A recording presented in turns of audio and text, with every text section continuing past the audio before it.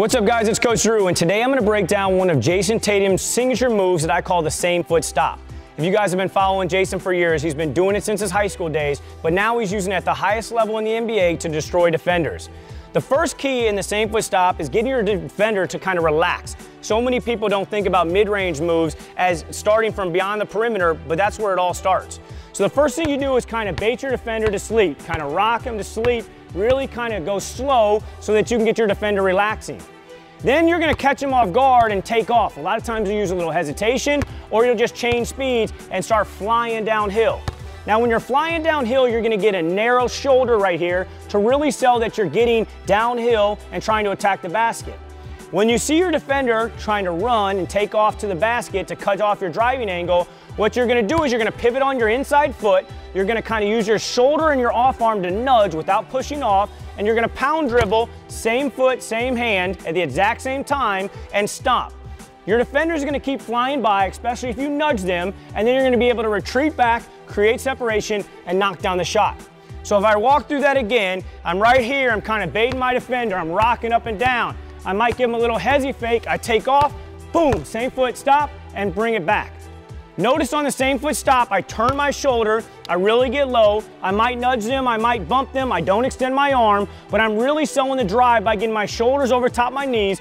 Ball is protected, so it's outside my heel right there. I don't want to put it right here and expose the ball to the defender, and then I use that back dribble right there to pop it back, give myself on balance before I knock down the shot. Start using the same foot stop, and I promise you, you're going to create separation in the mid-range and knock down shots while also making your defender look silly. What's up guys, it's Coach Drew, and today I'm going to break down one of Brad Beal's signature moves called the side push-out step. The side push-out step is a great move that I used as a player when I was in high school and college to create space to knock down shots over taller, longer defenders. So many of you guys get to the point where your defender's at a good position where they don't give you enough space just to hezzy and pull up, and so you can use this side push-out step to create an extra foot of separation so that ultimately you can get your shot off and knock down more trays. So when I'm right here, I'm floating, I'm making a move, I'm doing anything to get my defender relaxed, this is when you'd use that side push-out step. A lot of times I like to use it off the between the leg float, but you could also use it off a traditional float, or you could just do it off of kind of a dead ball dribble right there where the ball is floating up. So whenever the ball is floating, what you're going to do is you're going to bring one foot to the other. So if you float the ball going right to left, then you'd bring your right foot to your left foot, and then you'd push out to the side. Now obviously in slow motion you're going, Coach Drew, that's a travel, but let's break down the nuances so that you can see it can be used at every level. Remember, your steps don't count until you pick up the ball with both hands. So if you dribble right here and pick up the ball and then go 1, 2, 3, then it is a travel. But if you let the ball float and hang and don't pick up the ball until you're pushing out, then it's not going to be a travel at any level. So I'm right here, I'm dribbling, I'm relaxing, I let the ball float. Now obviously in slow motion I am carrying the ball, but I got to break it down. But I go here, and then once I take this step, then I pick up the ball so that I only take one step. At the college and NBA level, they get away with two, where you can kind of pick up the ball as you're stepping right there, because this becomes your pivot foot and this becomes your first step as well. At the high school level, I would recommend doing this, where the ball is floating and then pick it up. At the college or NBA level, then you can kind of pick it up as you're stepping to the side. It's very similar to a step back, you'll notice, same footwork, where you would take a step and then hop back, or you would take a step and then 1, 2 back. But now we're just doing it laterally. So again, I'm floating, I sidestep and get on balance and then knock down the J. Great move to create separation and get jumpers over taller, longer defenders. What's up guys, it's Coach Drew, and today I'm going to break down one of Chris Paul's favorite mid-range moves that he uses called the hip crank. Now a lot of you guys know one of the most important things in basketball is being able to change speeds, but also if you can change angles and add deception, then you've got three things in one move that can really make it really efficient and effective and ultimately work in games. So Chris Paul's a great ball screen guy, but he's also a great isolation guy, and he uses it in both situations. If he's kind of playing one-on-one, a lot of times what he'll do is he'll take off downhill and then pause, use his hip crank to kind of freeze his defender, and then ultimately attack and get by him and finish at the rim or make a play for a teammate. So if he's here, he might use a kind of a between the leg float and take off. Now on this takeoff, he doesn't just take off and stop and then go, because a lot of times defenders kind of can read that. What he does is he opens up his hips by planting and pivoting on his inside foot. So I'm right here, I drive, ball and foot almost hit at the same time right here. Then I open up while bringing the ball back, so I open up my hips, and then eventually I push off and get downhill. Now when I say push off, I mean push off my back foot, not push off the defender and get an offensive foul, but you do want to use your hand to kind of swipe off if the defender tries to jam you. So medium speed, I'm right here, you can use any move you want, take off, open up, change speeds, and then I'll finish downhill. Again, one more time, it's important that you guys see the nuance of this, so I'll slow it down, but ball and foot hit, as the ball rises, your hips open up, then you turn your foot and plant and push off. Watch this again on this inside foot. Pound dribble down, it's facing the basket, you open it and then push off of it while swiping your hand, dribble, and then make a play at the basket. One more time, full speed, just so that you guys can see it. Any move you want, boom, take off, change speeds, hesitate, and then you make a play and finish at the rim. Great move that I call hip crank. Chris Paul uses it, work on it, then try it in games. What's up guys, it's Coach Drew, and today I'm going to break down one of Giannis, the Greek Freak's favorite moves that he uses in transition to finish when he's in a one-on-one situation. Obviously you guys see that Giannis is one of the best finishers around the rim, but it's mainly because the way he approaches and gets around his defenders. So what a lot of times he does is he comes down, he uses his length and size to his advantage, but really it's the deception that makes him get around his defender and able to finish at the rim with a layup or dunk. So if I'm attacking a guy right here in transition and I'm dribbling with my left hand, what I'm going to do first is a crossover jab. So I'm going to cross the ball from my left to my right, and then I'm going to big time fake like I'm going to the left. This is going to put the defender in an awkward situation where they're going to have to kind of guess what you're doing. If the defender reacts to the jab, which a lot of times they do, then Giannis will go around him in this direction right here by taking a step, another step, and then finishing with a dunk or an extension finish. If the defender were to guess the opposite way after he crossed the ball over, so say he crossed the ball over and went here, he would take one step and then Euro step and come back and finish on this side. So what you really do is you cross the ball over, let the ball float while jabbing, and then read the defender and go in the opposite direction. We're going to break down both of them. So the first one, we're acting like he responds to the first jab. So I'm attacking, I cross the ball over, step one. Step two, I lunge in the same direction of the same hand that started with the ball, and then I would take a step while letting the ball float, pick up the ball, take one step and finish. A lot of you guys think Giannis travels, but you really don't watch the nuances and when he picks up the ball. Remember, your steps don't count until you pick the ball up with both hands. So if you come down here, cross the ball over, pick it up, and then go 1, 2, 3, yes, it's going to be a travel. Some refs in some areas might even call it if you cross the ball over, jab, pick it up, and then go 1, 2. But at the high school level, to be safe, what I would recommend doing is attacking down, crossing over, jabbing, taking a step, getting this foot down, then picking up the ball as you take that final step and finish at the rim. If you're doing the counter to that, the crossover, jab, Euro step, you'd be coming down again. You'd cross it over, jab, take the step, notice this foot's planted, then I pick the ball up as I take that Euro step and then finish with either hand at the rim. These are two great reads that you can use to finish against a one-on-one defender in transition. What's up guys, it's Coach Drew, and today I'm going to break down one of James Harden's new signature moves that I like to call the between the legs replace. Now it's a great new move that he's been using a lot to create separation when he gets his defender believing that he's going to drive downhill.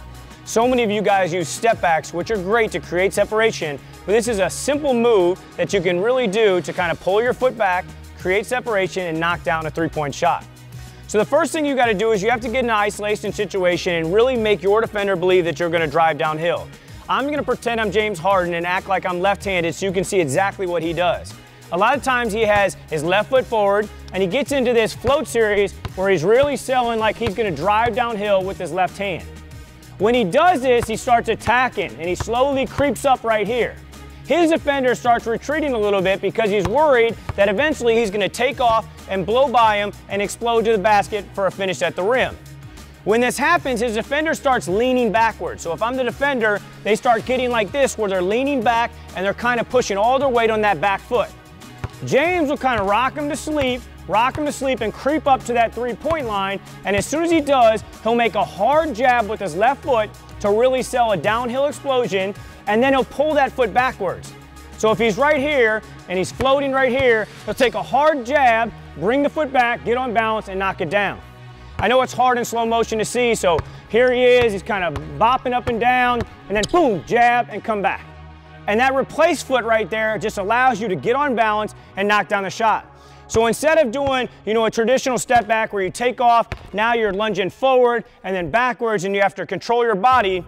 Notice the whole time, even though he's kind of over top, he just keeps his shoulders over his knees, stays on balance, and then knocks down the shot. For the right-handed players out there, you do the same thing with your right foot forward. You bait them, act like you're going downhill, jab, pull back, and knock it down. One last thing that's important, your defender has one chance to get the ball with a swipe.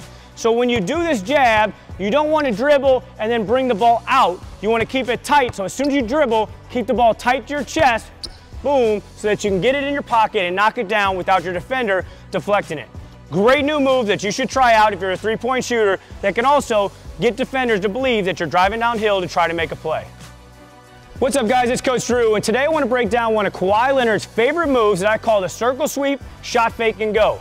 Now, a lot of you guys know that your coaches don't like you dribbling the ball, 4, 5, 6, 7 times, so it's important that you get efficient and effective by learning how to play out of the triple threat.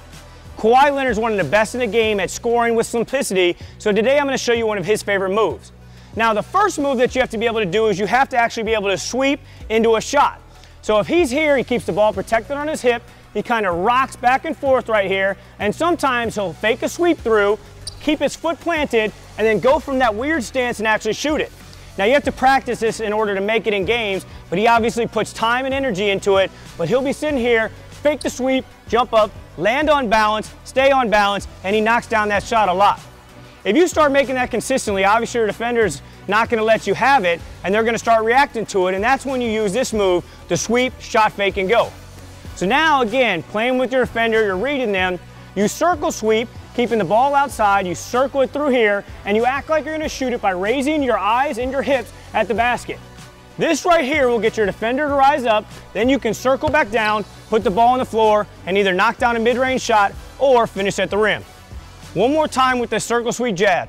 Again, mess with your defender, keeping the ball on your hip, circle it. Again, you're looking down, then change, get your hips to rock up, show the ball while not raising all the way out, full extension, but keeping your hips a little bit loaded, keep your pivot foot down, explode through, release the ball, and then make a play, whether that's a jump shot or attacking the basket. Kawhi Leonard uses it all the time. If you work on it, you can too. What's up, guys? It's Coach Drew, and today I'm going to break down one of Steph Curry's shiftiest moves that I call a shuffle pullback. Now, a lot of you guys know that Steph Curry is great because he has great handles and a great shot, but what you don't realize is how deceptive he is and how smart he is. And a lot of times, instead of kind of using speed to blow by people, he uses deception to kind of fool defenders and ultimately get what he wants.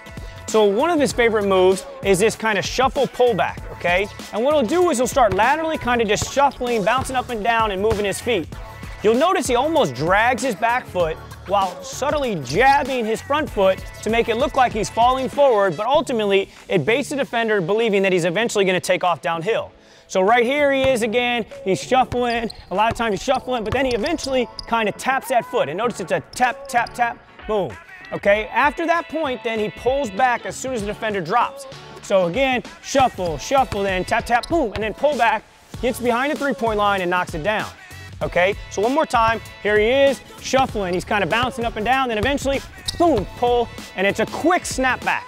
Notice it's not a lunge and then the ball pulls, it's just a constant 1, 2, bang, and then quick on that last one, the ball hits, foot hits, same time almost, and then he pulls back, gets on balance, and knocks it down. A great shifty move that you can use to destroy a guy that switches onto you that's not used to guarding on the perimeter. What's up, guys? It's Coach Drew, and today I'm going to break down one of Russell Westbrook's favorite finishing moves that I call the extend out finish. It's a great finish to use anytime that you're going up against a rotating shot blocker that comes over and tries to take a charge. It does two things. One, it allows you to jump sooner so that if they do try to rotate and take a charge, you can jump before they get set. And two, it allows you to get the basket quicker, so if they're rotating over to try to block your shot, you can ultimately get to the rim and finish before they can make a play on the ball. Russell Westbrook uses it a lot off the ball screen, so that's how I'm going to break it down today. But just know you can use it anytime you're attacking a weak side rotating defender. So right now, Russ comes down in the pocket, and a lot of times he uses this inside out to kind of shift the zoning dropping defender. Now when he beats the zoning dropping defender, he notices that a weak side defender is rotating over. So instead of going dribble 1, 2, which is ultimately 3 steps, he eliminates 1 step, and once he does this inside out, he goes dribble 1, and then jumps up. So notice he doesn't take the second step on the 1-2 finish. He just jumps off the 1 so that ultimately he can get to the rim quicker and get up in the air before the rotating defender gets set. So if there is any contact, you're going to end up getting free throws out of it instead of kind of jumping up and then getting an offensive foul. So again, to break it down one more time in slow speed, he uses that inside out, ball and opposite foot hit with a long lunge at the same time, and then he takes one more step with the same hand that's dribbling. So foot and hand go at the exact same time while keeping the ball outside, and then he jumps up from here, extends out, and finishes at the rim. So I want to break that down a little bit more full speed so that you can actually see it in action. Come off the ball screen right here, inside out, dribble, jump up, keep it out, and finish at the rim. You notice that it looks like I'm jumping from far, but really it's all about technique. You jump off the 1 instead of jumping off the 1-2. You'll get up in the air before that guy can get set. Ultimately, you'll get to the free throw line more and convert more around the rim. Great finish. Work on it, then try it out in games. My playing level just skyrocketed. Anyone that's serious about playing basketball needs to get EGT. I would describe it as the best training program in the world. This lead guard training program, it creates a monster in you. You got to experience it. It's just on another level. The best decision of my life was via the first EGT program.